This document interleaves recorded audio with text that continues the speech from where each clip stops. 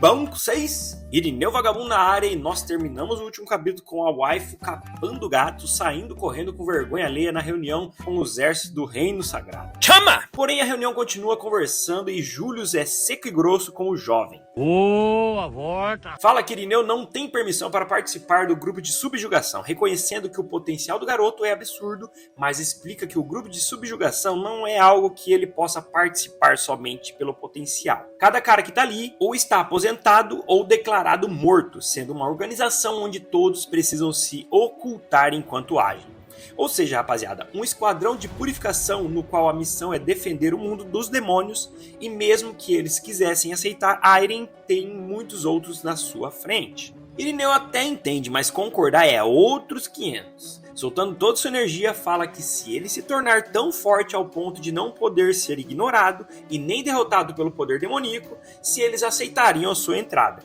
E na mesma moeda, Júlio, soltando sua energia também, fala que o objetivo deles é acabar com isso antes mesmo que ele atinja tal poder. Mas se realmente quiser entrar, é preciso que ele vá atrás de Kan, Kun, Shun, o cara que tá treinando a Judite lá. E que se ele reconhecer o Prota, ele pode voltar e tentar entrar no esquadrão novamente. Rapaziada, o mano aqui lembra o Cleitinho, hein? Do qual nós não pedimos a benção ainda. Então, bença, Cleitinho. Fora dali, Ilha tá golpeando o vento, puta da vida, pois achou que não ligava mais para Ignite, mas parece que tudo que ela faz, no final das contas, foi por causa da Croquete. E ela nem se importa com essa rivalidade que tem na cabeça da waifu.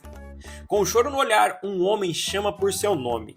Aí, rapaziada, ela desaba em chorar. Quem chamou ela foi seu pai, Joshua Lindsay. E pelo que eu tô entendendo, nessa parte do manhwa mostra bastante sobre quanto o Prota e a Ilha são jovens e tem muito para aprender em relação aos outros. Após esse momento com sua filha, Joshua vai até a sala e troca uma ideia com Júlio sobre os perigos que sua filha vivenciou. Ele sabe que ela enfrentou um demônio e tudo mais. Porém, ele pede para falar com Airen a sós e leva ele para longe de tudo. Agora você imagina, o pai da mina que você é afim, que é extremamente protetor, o continente inteiro conhece sua fama em proteger sua filha, te chama pra trocar uma ideia de boa. Rapaz, isso aqui não vai dar bom pro Prota não, hein? Vai dar merda, vai dar merda! Aí já viu, né? Começa uma chuva de perguntas do pai da Ilha pra cima do Prota e ele dá uma resposta pior que a outra. O homem vai ficando nervoso, cada vez mais puto da cara, já sacando sua espada, mandando um porradão no Irineu, que se defende desesperadamente. Rapaz, eu nunca vi o Prota tirar a espada do Butito com tanta velocidade. Certeza que ele ganhou uns 3 pontos de agilidade em desembanhar a espada aqui, moço. Joshua continua atacando Airen sem medir a força. E é aqui que começamos a ver que o homem é brabo, hein? Dá uma olhada no quanto o Irineu é jogado para trás aqui depois dessa avançada. E esse rasgo aqui no chão? Se pega, nós teríamos 2 protagonistas nesse exato momento aqui, moçada. A trocação franca continua e ele resolve usar a esgrima celestial da família Lindsay. E Airen sabe que para aguentar isso, só se responder com a mesma técnica. Joshua fica abismado de como ele conseguiu fazer isso. E no auge da sua fúria ele fala: você encantou a ilha e roubou sua esgrima celestial. E prepara um golpe que leva o Prota à lona, sem chance de revidar. Olha a carinha do nosso herói aí, ó, jogado no chão igual bosta. Eu tô nessa posição porque eu sou burro mesmo, velho. E o maluco ainda manda um: acho que peguei pesado demais. Não, imagina, foi de boa. Fraga o olhar de ódio do maluco, tu é doido. E rapaziada, o pior de tudo é que ele tá apanhando de graça, porque o Virgão aí não fez porra nenhuma quando teve a chance. Então eu acho é pouco mesmo, se fosse pra apanhar, que apanhasse por algo que tivesse feito. Ele então chega ao local e já sai correndo para ajudar Airen, perguntando para o seu pai que tipo de treinamento é esse. E ele responde falando que é um treinamento de etiqueta, e foi o Airen que pediu. Ilha olha pro Prota, que não é idiota, e responde que é isso mesmo. Você acha que ele vai contrariar o doidão? Nunca! E como nosso Irineu é louco da cabeça, ele pede a Joshua para treinar com ele nos próximos dias, pois precisa melhorar muito para alcançar seus objetivos. Vemos uma gruta e lá está o demônio palhaço, vivo, depois de tentar uma autodestruição. Porém, seu poder está baixíssimo, ele vem se recuperando aos poucos depois de tentar aquele golpe. Ele lembra também de uma moça de cabelos escuros, no qual conseguiu bloquear os seus golpes, que ela deve ser provavelmente do reino sagrado. Ele começa a bolar um plano, mas de repente um homem aparece, surpreendendo, e ele estranha, pois um humano veio falar com ele. Mas ele percebe que realmente não é um humano, e sim um demônio. E se vocês lembram, esse humano é aquele sacerdote que estava lá manipulando a ilha naquele torneio que teve. Eles conversam e esse sacerdote pede para que o demônio não mexa com o reino sagrado, pois está atrapalhando os seus planos. É lógico que o demônio palhaço não aceita ordens assim tão facilmente, mas o sacerdote mostra uma visão ao demônio que fala: eu destratei um convidado importante, e pensar que você realmente fez isso. Um demônio que não nasceu no mundo inferior. Aí, meus amigos, a história começa a tomar um rumo diferente, hein? Aí complicou. Uma semana se passa e Aya caminha para a zona de treinamento e pensa que já consegue durar 30 minutos em um duelo com o futuro sogrão. E se surpreende ao ver em sua frente Joshua e Ignete prontos para duelarem. Eles começam e a trocação é fodida. Ignete é tão rápida quanto o Patriarca, porém em força ele é superior.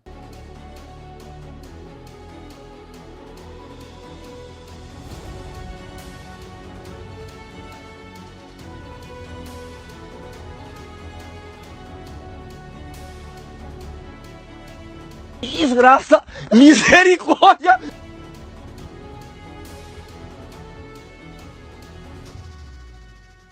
Depois de muitos golpes, vemos Ignete sem força alguma e Joshua perguntando se ela aprendeu algo.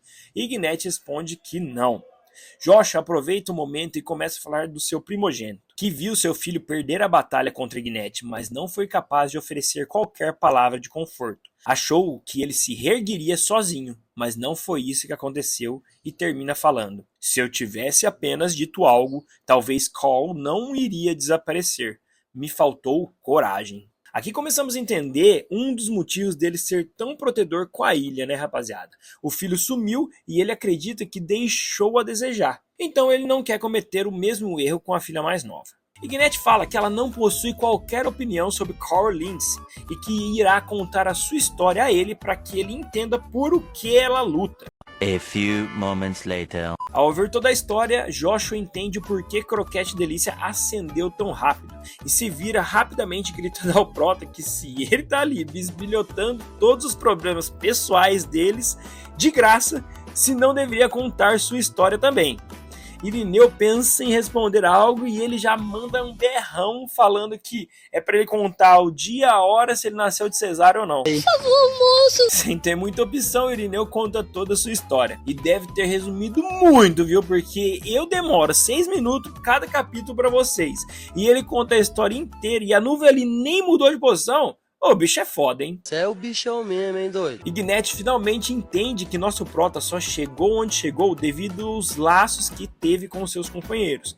Quebrou barreiras que não seriam capazes de quebrar sozinho, e por esse motivo avançou e avança rapidamente. Até que ela faz uma comparação com a sua vida e história, e percebe que negligenciou esse fator em toda a sua vida, fazendo vista grossa a relações tão preciosas.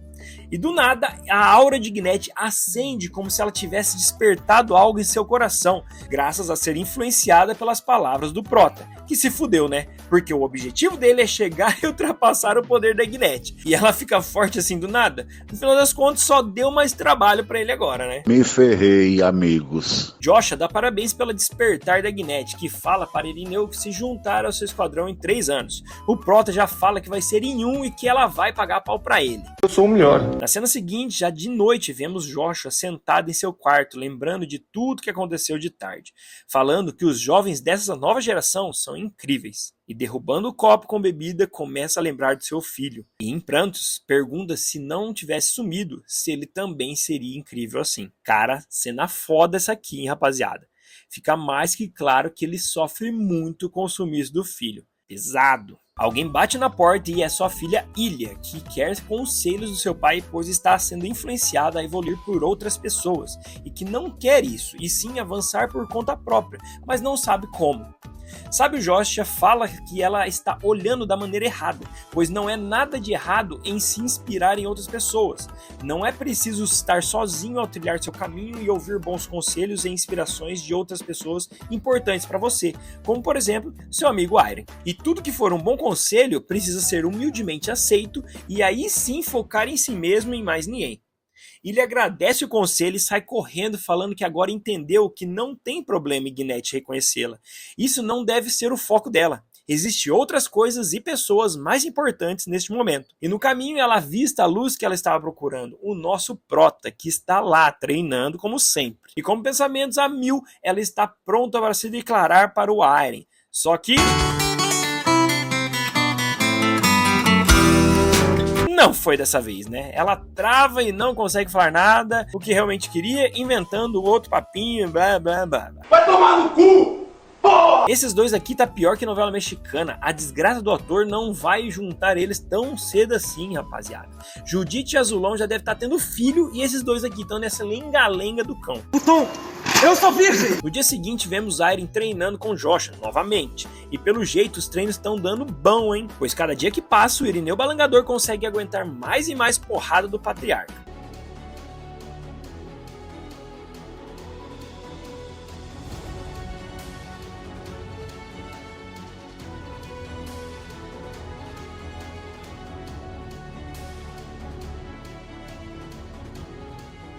Eles dão uma pausa, a Ilha está faceira ali do lado do Prota, até que um grifo voador aparece.